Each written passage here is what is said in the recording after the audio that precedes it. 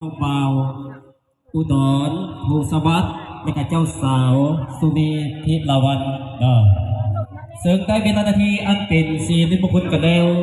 พออธิการเห็นเชิญเจ้าบ่าวเจ้าสาวผู้สาวของพ่อใหม่พร้อมด้วยพ่อแม่เท่าแก่เจ้าพ่อลงตาสองกั้นสองฟ้าก้าวดังสุดในเป็นทางการก็อะไรกันเนาะซึ่งอ่านสร้างภาพพอดีถือว่าการแจกกันถือว่าเนาะจากไหนสิจบสิกรรมก็ถือว่าสร้างภาพพอจัดแต่งให้เนาะแล้วก็อธิญาณให้เชิญนำประธานแขกเนาะถ้าแต่พอจะถึงอภิปีต้องมาติไกลติไกลพอจะถึงกันแล้วถือว่าทรงบัตรทรงปีเอาประจับจองปฏิหับประธานอาหารเที่ยงปีนสิริมงคลธรรมครูสาวของผู้ใหม่เขาเนาะวันนี้ก็ดำเนินการทั้งอันอิตาโคซกตาเน่พี่น้องเอ๋บ่ต้องเบิกอย่างเบิกแต่ตาเด็กตาเน่ตัวน้อยตัวต่ำๆที่อิตาโคซกเน่เนาะแต่กระบี่เสด็จอยู่ด้วยดึงอยู่ดอกอธิการตุตีก็ทั้งอันเต่าต้องไปเจ้าเก่าเจ้าเดิมเนาะแล้วก็ขออธิญาณเฮียนเซิร์เนาะอันเจ้าพ่อเจ้าสาวอันตาประด้วยพ่อแม่เท่าแก่เจ้าทุกตุ้งตาเนาะทั้งอันสองกำสองไฟ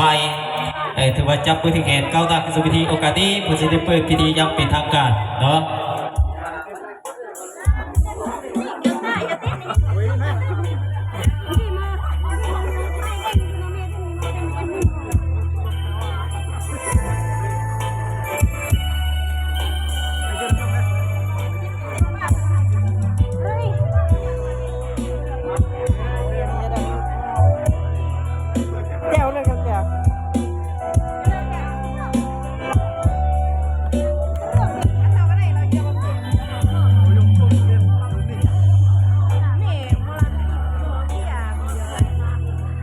ไฟยิงยกกำซ้ายไฟซ้ายยกกำขวาเนาะให้ถูกต้องตามที่12ของ14ผู้สักของผู้ใหม่ของยุบังกา